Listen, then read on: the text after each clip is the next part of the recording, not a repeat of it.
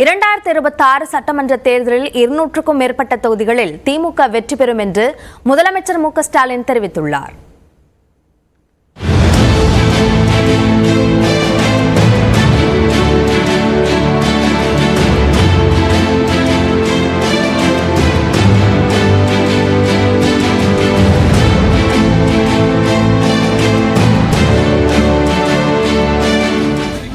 மக்களவை தேர்தலில் 40க்கு 40 தொகுதிகளில் திமுக கூட்டணி வென்ற நிலையில் வாக்காளர்களுக்கு நன்றி தெரிவிக்கும் வகையிலும் முதலமைச்சருக்கு பாராட்டு தெரிவிக்கும் வகையிலும் கருணாநிதி நூற்றாண்டு நிறைவையொட்டியும் முப்பெரும் விழா கோவை கொடிசியா மைதானத்தில் நடைபெற்றது. இதில் திமுக தலைவரும் முதலமைச்சருமான மு க ஸ்டாலின், தமிழக காங்கிரஸ் தலைவர் செல்வ பெருந்தகை, விடுதலை சிறுத்தைகள் தலைவர் திருமாவளவன், மார்க்சிஸ்ட் மாநில செயலாளர் பாலகிருஷ்ணன், இந்திய கம்யூனிஸ்ட் மாநில செயலாளர் முத்தரசன், மதிமுக முதன்மை செயலாளர் துரை வைகோ, கொங்கு நாடு மக்கள் தேசிய கட்சியின் பொதுச் செயலாளர் ஈஸ்வரன், மனிதநேய மக்கள் கட்சி தலைவர் ஜவாஹிருல்லா, மனிதநேய ஜனநாயக கட்சி தலைவர் தமிமுன் அன்சாரி, தமிழக வாழ்வுரிமை கட்சி தலைவர் வேல்முருகன், திராவிடர் கழக தலைவர் கி வீரமணி உள்ளிட்டோர் கலந்து கொண்டனர். முதலமைச்சர் மு க ஸ்டாலின் மேடைக்கு வந்தபோது வெற்றி பெற்ற 40 நாடாளுமன்ற உறுப்பினர்களுக்கும் வாழ்த்து தெரிவித்தார். எம்பிக்கள் வழங்கிய நினைவு பரிசுகள் மற்றும் புத்தகங்களையும் பெற்றுக்கொண்ட நிலையில் முதலமைச்சருக்கு செங்கோல் வழங்கப்பட்டது.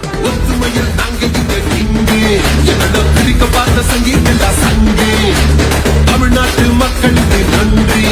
இந்த வெற்றி இல்லவங்க சாத்தி மதம் பேச கண்ணே உறப்புலதான் நாங்க எல்லாம் ஒண்ணு சொல்லிச்சு பார் நாங்க எடுத்த பின்னு என்ன இது கல்யாண மண்ணு.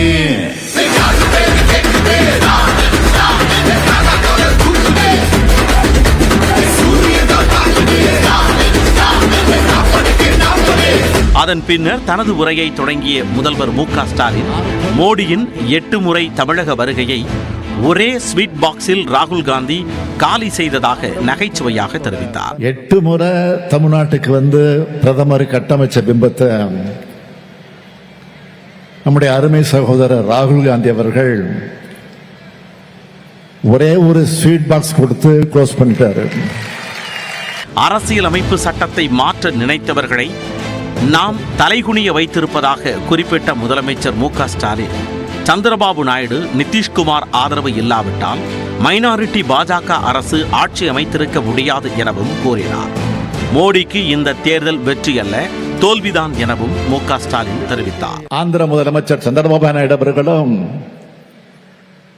மரியாதைக்குரிய பீகார் முதலமைச்சர் நிதிஷ்குமார் அவர்களும் ஆதரவு தந்திருக்காவிட்டால் மெஜாரிட்டி ஏது? வாயால் வடை சுடுவது பாஜகவினர் வேலை எனவும், திமுக கூட்டணி எம்பிக்கள் பாஜகவினரின் ஆணவத்தை சுடுவார்கள் எனவும் முதலமைச்சர் மு க ஸ்டாலின் பேசினார். 40 பேர் போய் கேன்டீன்ல வடை சாப்பிட போறாங்கன்னு சிலர் கேட்கிறாங்க. வாயால வடை சுடுறதெல்லாம் உங்க வேலை. எங்கள் எம்பிக்கள் கருத்துக்களால உங்கள் ஆணவத்தை சுடுவாங்க. Wait and see. 24 அமாவாசைகளில் திமுக ஆட்சி கலையும் என்று எடப்பாடி பழனிசாமி பேசி வந்த நிலையில் வரும் சட்டமன்ற தேர்தலில் அதிமுகவின் இடத்தையும் சேர்த்து திமுக பெறும் என மு க ஸ்டாலின் நம்பிக்கை தெரிவித்தார். பழனிசாமி அவர்களே, இப்ப 39 நாடாளுமன்ற தொகுதிக்கு உட்பட்ட 234 சட்டமன்ற தொகுதிகள் வாரியாகத்தான் வாக்கு எண்ணிக்கை நடத்தப்பட்டுச்சு. அதுபடி பார்த்தா திமுக கூட்டணி 221 இடங்கள்ல முன்னிலை வகிச்சிருக்கு. விக்கிரவாண்டி இடைத்தேர்தலில் திமுக வேட்பாளர் அன்னியூர் சிவா வெற்றி பெறுவார் எனவும் ஸ்டாலின் குறிப்பிட்டார். கோவையில் நடந்த திமுக முப்பெரும் விழாவில் அதன் கூட்டணி கட்சியினரும் கலந்து கொண்டு உரையாற்றினர். பிரதமர் மோடி, அண்ணாமலை, அதிமுக என பலரையும் அனல் பறக்க விமர்சித்தனர். இது சாதாரணமான சாத்தியமில்லை. கோவை கொடிசியா மைதானத்தில் திமுக சார்பில் முப்பெரும் விழா பொதுக்கூட்டம் பிரம்மாண்டமாக நடைபெற்றது. கலை நிகழ்ச்சிகளை தொடர்ந்து திமுக கூட்டணி கட்சி தலைவர்கள் உரை நிகழ்த்தினர். அப்போது பேசிய விசிக தலைவர் திருமாவளவன், தென்னிந்தியாவில் பாஜகவின் ஜம்பம் பலிக்காத ஒரே மாநிலம் தமிழ்நாடுதான் என பெருமிதம் தெரிவித்தார். கூட்டணியினருக்காகவும் சேர்த்து ஸ்டாலின் வியூகம் வகுத்ததாகவும் சுட்டிக்காட்டினார்.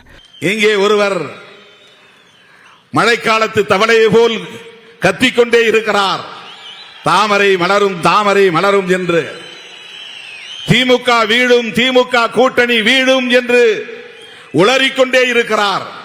சாதிக்க போகிறோம் என்று நாடு முழுக்க நடந்து போகிறார். கோவையில் வெற்றி உறுதி உறுதி என்று திரும்ப திரும்ப பேசிக் கொண்டிருக்கிறார். நாங்கள் பார்த்துக் கொள்கிறோம், உங்களுக்கு வேண்டாம் இந்த ரிஸ்க். இதுதான் அண்ணன் தளபதி ஸ்டாலின். கூட்டத்தில் பேசிய தமிழ்நாடு காங்கிரஸ் கமிட்டி தலைவர் செல்வ பெருந்தகை, அடுத்த 25 ஆண்டுகளுக்கு திமுக காங்கிரஸ் கூட்டணியை யாரும் ஒன்றும் செய்ய முடியாது என்றார். தலைவர் ராகுல் காந்தி அவர்களும் அண்ணன் தளபதி அவர்களும் அரசியல் உறவு மட்டுமல்ல, அதற்கு மேல் இருக்கின்ற பின்னை பிடிந்த உண்மையான உறவை அவர்கள் மேற்கொண்டிருக்கிறார்கள். ஆகவே இன்னும் 25 ஆண்டுகளுக்கு இந்த கூட்டணியை யாரும் அசைக்க முடியாது. இந்த கூட்டணி தான் தமிழ்நாட்டு மக்களின் நலனை முன்னேற்ற செய்வதற்கான கூட்டணி.